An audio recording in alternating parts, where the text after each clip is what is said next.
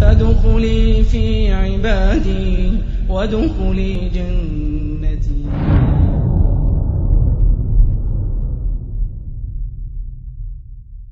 Sebenarnya sebagai seorang mukmin, orang-orang yang beriman, Allah Subhanahu wa taala dalam Al-Quran, kalau Allah nak perintahkan sesuatu perintah, Allah akan seru ya ayyuhalladzina amanu. Kebanyakan begitu.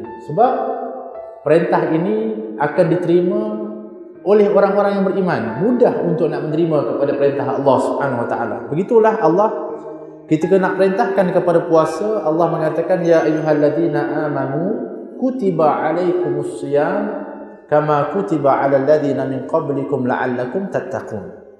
Wahai orang-orang yang beriman, telah diwajibkan kepada kamu berpuasa sebagaimana umat yang sebelumnya, yang sebelum kamu, mudah-mudahan kamu menjadi hamba yang bertakwa. Al-kulli hal bermakna orang-orang yang beriman kalau telah ada perintah daripada Allah, mereka akan jawab sami'na wa ata'na. Kami dengar, kami taat. Dan ini adalah amrun ta'abbudi. Ini adalah perkara ta'abbud kepada Allah. Kalau nak tanya keistimewaan, itu orang-orang awam. Itu orang-orang yang mereka nak buat sesuatu seperti peniaga. Nak berniaga, dia nak dapat untung. Apa imbalannya, apa hasilnya. Ala kulli hal pun begitu, yang namanya Islam ini agama fitrah. Agama yang meraihkan kepada akal, yang meraihkan kepada kehendak dan keinginan manusia. Sehingga di sana diberikan tawaran-tawaran keistimewaan. Wabil khusus dalam bulan Ramadan ini. Sehingga bulan Ramadan ini berikan banyak nama sepenuh keistimewaannya. Seperti disebut puasa itu sebagai syahrul Quran, bulan Al-Quran. Kenapa? Sebab syahrul Ramadan alladhi unzila fihi Al-Quran. Dikarenakan dalam Ramadan itu turunnya Al-Quran. Dipilih oleh Allah untuk diturunkan Al-Quran dalam bulan Ramadan untuk menunjukkan keistimewaan Ramadan itu. Dan tak akanlah Allah memilih akan untuk dilaksanakan di dalamnya daripada salah satu daripada rukun Islam kecuali bulan itu adalah bulan yang cukup istimewa. Kewajipan untuk kita rukun Islam berpuasa itu Allah pilih khusus untuk kita buat dalam Ramadan. Di dalam tafsir Ibn Kathir ketika mana menceritakan bahawa umat-umat dahulu juga ada puasa. Tapi puasa mereka itu adalah puasa seperti mana disunahkan kepada kita umat Nabi Muhammad, iaitu pada Ayyamul Bayd, pada hari-hari putih, iaitu 13, 14 dan 15 di pertengahan daripada bulan Hijriyah. Sehingga kalau dikalikan dengan 12 bulan, maka jadilah semuanya 36 hari. Tapi keistimewaan bagi umat Nabi Muhammad ini dipilih satu bulan khusus untuk kita berpuasa, iaitu bulan Ramadan. Kemudian kita disunahkan untuk menyambung 6 Syawal, sehingga jumlahnya itu lebih kurang 36 hari. Dan pahalanya adalah seperti kita berpuasa selama setahun. Tuan-tuan, juga dinamakan Ramadan ini sebagai Syahrul Mubarak. Kita biasa sebut. Dan Nabi juga namakan bulan Ramadan ini sebagai bulan yang penuh barakah. Barakat, berkat, kita selalu sebut. Tapi kadang-kadang kita tak tahu apa itu berkat. Akhirnya kita sebut dengan apa yang kita biasa sebut tapi tak tahu, tak sedar apa itu berkat. Barakah atau berkat itu ialah disebutkan an-numu, yang bertambah. Ianya bertambah daripada biasa yang kita ada, dia bertambah. Dijaga, ditambah.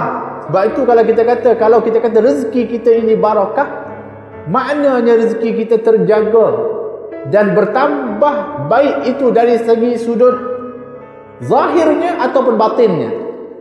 Iaitu kalau zahir memang bertambah sungguh daripada rezeki itu, daripada batinnya pula adalah ianya bertambah manfaatnya, kegunaannya, dan dikeluarkan di jalan yang baik. Begitulah Ramadan ini disebut sebagai bulan keberkatan. Bertambah-tambah. Apa yang bertambah dalam bulan Ramadan?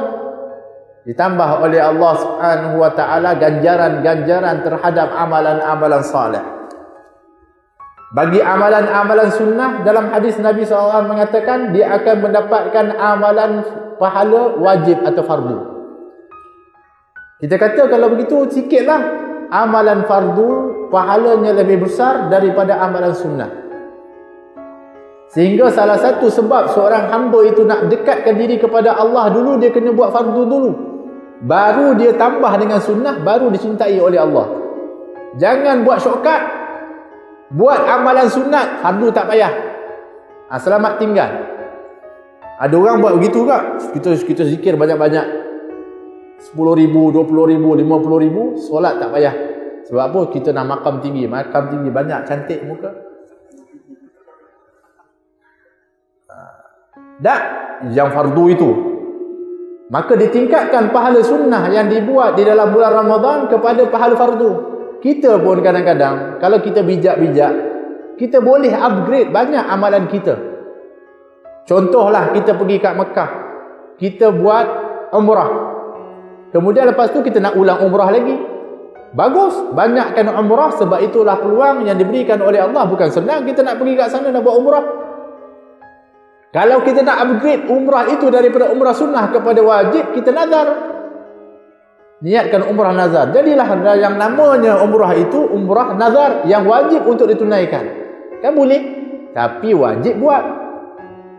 Sama juga kalau kita dah niat pun kita wajib untuk sudahkan juga.